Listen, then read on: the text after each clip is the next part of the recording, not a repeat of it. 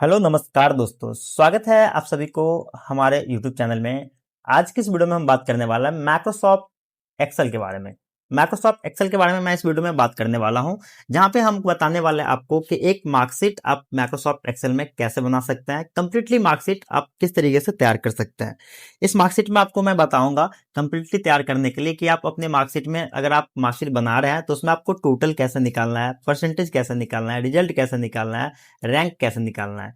इन सारे फार्मूला मैं आपको इस वीडियो के माध्यम से बताने वाला हूं, और इन सब सारे फार्मूला का यूज हम लोग कैसे करते हैं, क्या कैटेगरिया होता है यूज करने का, उन सब सारे चीज के बारे में मैं आपको इस वीडियो में बताने वाला हूं। तो वीडियो के लास्ट तक आप जरूर देखिएगा। अगर आप हमारे चैनल पर नए हैं तो सबसे पहले आप हमारे चैनल को सब्सक्राइब जरूर कर दीजिएगा।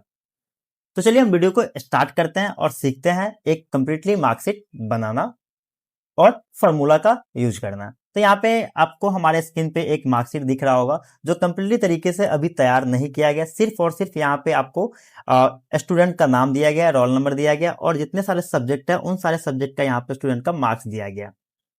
अब इन सारे मार्क्स को आपको क्या करना पड़ेगा, यहाँ पे आपको टोटल निकाल के दिखाना पड़ेगा, परसेंटेज निकालना पड़ेगा, रिजल्ट निकालना पड़ेगा और रैंक निकालना पड़ेगा। सारे स्टूडेंट को एक एक करके आपको निकालना है यहाँ पे, और यहाँ पे फॉर्मूला का यूज करना है। तो यहाँ पे जितने सारे स्टूडेंट आपको दिया गया, इन सारे स्टूडेंट को जो मार्क दिया गया सबको यहाँ पे टोटल करने के लिए हम लोग फॉर्मूला का यूज करते हैं। जो एक फॉर्मूला होता है आपको टोटल करने का, सम का फॉर्मूला होता है। जो सम का फॉर्मूला होता है उसका काम है सिर्फ आपको क्या करना है कि जितने सारे आपका नंबर है उन सारे नंबर को इकट्ठा करना, जोड़ना, वो फॉर्मूला आपका सम का होता है। तो यहाँ पे मैं फॉर्मूला सम का फॉर्मूला यूज करके यहाँ पे टोटल निकालूंगा। तो चलिए हम लोग क्या करते हैं, यहाँ पे टोटल निकालते हैं सारे स्टूडेंट का।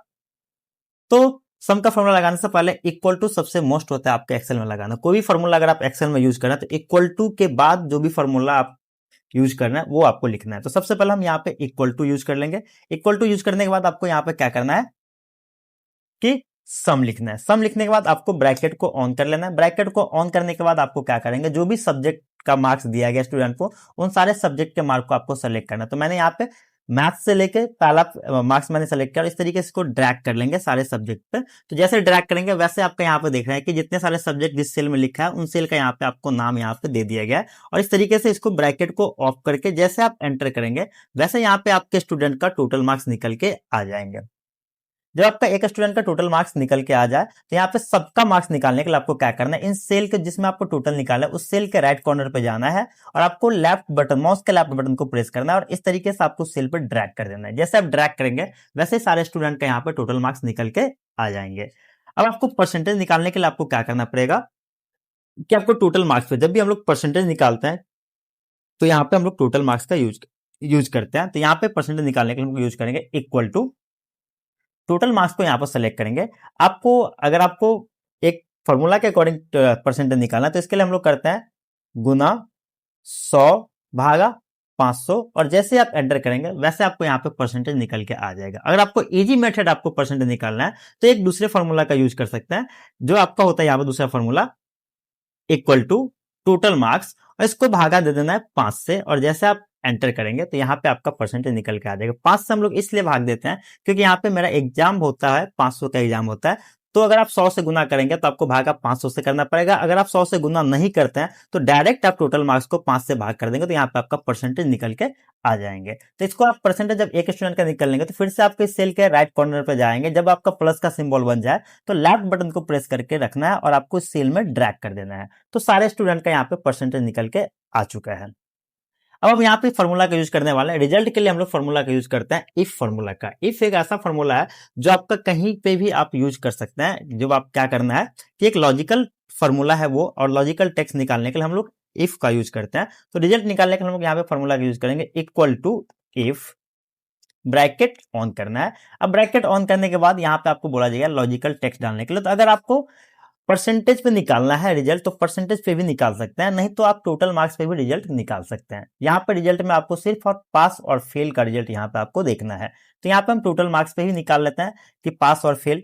तो यहाँ पे हम टोटल मार्क्स को सेलेक्ट कर लेंगे। एक सेल को आपको सेलेक्ट करना है, एक स्टूडेंट का टोटल मार्क्स, उसको क्या करना है ग्रेटर देन इक्वल टू लगाना। अब ग्रेटर देन इक्वल टू इसलिए लगाते हैं कि जितना नंबर हम यहाँ पे इनपुट करेंगे, मतलब जितना मार्क्स हम यहाँ पे इनपुट करेंगे तो ग्रेटर देन, जैसे मान लीजिए आपको क्या करना है यहाँ पे कि 300 पे आपको क्या करना है, 300 वाले जितने सारे स्टूडेंट होगा और 300 से ऊपर जितने सारे स्टूडेंट होगा, मतलब 300 के बराबर में और 300 से ऊपर जितने सारे स्टूडेंट होगा उन सारे स्टूडेंट को आपको पास करना है, और उससे नीचे जो भी स्टूडेंट होगा उस स्टूडेंट को आपको फेल करना है।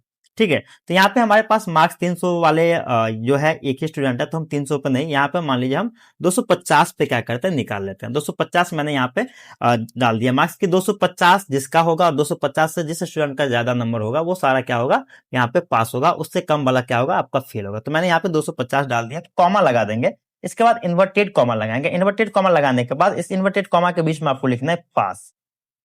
पास, इन्वर्टेड कॉमा को बंद कर देंगे, फिर से कॉमा लगाएंगे, फिर से इन्वर्टेड कॉमा को ऑन करेंगे और यहाँ पे लिखना है आपको फेल, फिर इन्वर्टेड कॉमा को बंद कर देंगे। अब जो ब्रैकेट ऑन किया है उस ब्रैकेट को आपको ऑफ कर देना है। अब यहाँ पे पास और फेल मैंने इसलिए लिखा क्योंकि जिस स्टूडेंट का मार्क्स 250 होगा वो स्टूडेंट आपका पास हो जाएगा, और दूसरा मैंने इन्वर्टेड कॉमा के अंदर जो फेल लिखा है वो फेल इसलिए लिखा जिसका भी 250 से कम मार्क्स होगा वो सारा स्टूडेंट क्या होगा, फेल हो जाएगा। और हम यहाँ पे एंटर करेंगे तो यहाँ पे देखिए ये स्टूडेंट फेल हो चुका है, क्योंकि फेल इसलिए हो चुका है क्योंकि इसका 250 से कम मार्क्स, 250 से कम मार्क्स, इसलिए इसने फेल हो गया है।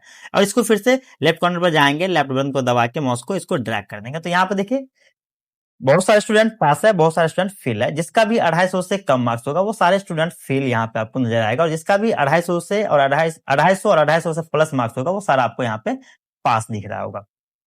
तो इस तरीके से आप रिजल्ट निकाल सकते हैं। अब अपनी रैंक की बात करेंगे तो रैंक का मतलब होता है लेवल, कि कौन सा स्टूडेंट कितना लेवल पे, मतलब फर्स्ट लेवल पे कौन है, सेकंड लेवल पे कौन है, थर्ड लेवल पे कौन है, तो उसको हम लोग बोलते हैं रैंक निकालना। तो यहाँ पर रैंक निकालने के लिए हमको फॉर्मूला का यूज करना है, इक्वल टू रैंक, ब्रैकेट को ऑन कर लेना है। ब्रैकेट को ऑन करने के बाद आपको नंबर यहाँ पर सेलेक्ट करना है। तो पहला नंबर, जब भी आप रैंक निकालेंगे तो हमेशा आप टोटल नंबर पे ही आपको रैंक निकालना है। तो मैंने क्या करेंगे, यहाँ पे एक स्टूडेंट का टोटल मार्क्स सेलेक्ट कर लेंगे, इसके बाद कॉमा लगाएंगे। कॉमा लगाने के बाद रेफरेंस नंबर जो डालेंगे, रेफर नंबर क्या करेंगे यहाँ पे, अब यहाँ पे क्या करना है, ऑल सेलेक्ट करना है आपको, सारे स्टूडेंट को सेलेक्ट करना है टोटल मार्क्स। तो फिर से हम एक पे क्लिक कर लेंगे और इसको ड्रैग कर लेंगे इस तरीके से टोटल मार्क्स को, सारे टोटल मार्क्स को। और यहाँ पे जब टोटल सारे मार्क्स को सेलेक्ट कर लेंगे तो यहाँ पे आपको फंक्शन बटन दबाना है F4। F4 हम इसलिए यहाँ पे बटन प्रेस करेंगे कि उससे हमको फॉर्मूला लॉक हो जाएगा, और लॉक इसलिए जरूरी है आपको फॉर्मूला को करना कि आपका एक ही नंबर पे दो दो स्टूडेंट ना आ जाए, इसीलिए आपको फॉर्मूला को लॉक करना जरूरी है। हाँ, दो नंबर एक ही नंबर पे आपको दो दो स्टूडेंट तब आएगा जब उसका मार्क्स क्या होगा, टोटल मार्क्स सेम होगा, तब आ सकता है। लेकिन जब सेम ना हो तो वो एक ही नंबर पे दो दो स्टूडेंट नहीं आना चाहिए, इसलिए हमको फॉर्मूला को लॉक करना पड़ता है।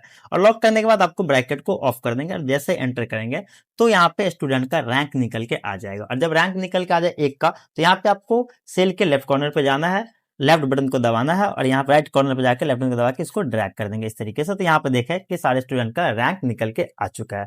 तो इन सब सारे फॉर्मूला का यूज करके आप एक कंप्लीटली मार्कशीट बना सकते हैं, जो मैंने आपको यहाँ पे सारे फॉर्मूला को यहाँ पे बता चुके हैं, कैसे यूज करना है फॉर्मूला को वो भी मैंने आपको यहाँ पे एक्सप्लेन कर दिया है। तो इस तरीके से आप एक कंप्लीटली मार्कशीट को बना सकते हैं। तो चलिए, आपको वीडियो अच्छा लगा हो तो आप हमारे चैनल को सब्सक्राइब जरूर कर दीजिएगा, बेल आइकन को भी दबा दीजिएगा, और अपने दोस्त के साथ भी शेयर कर दीजिए कि आपके दोस्त को भी ये चीज सीखना जरूरी पड़ जाए। तो चलिए, धन्यवाद, वीडियो को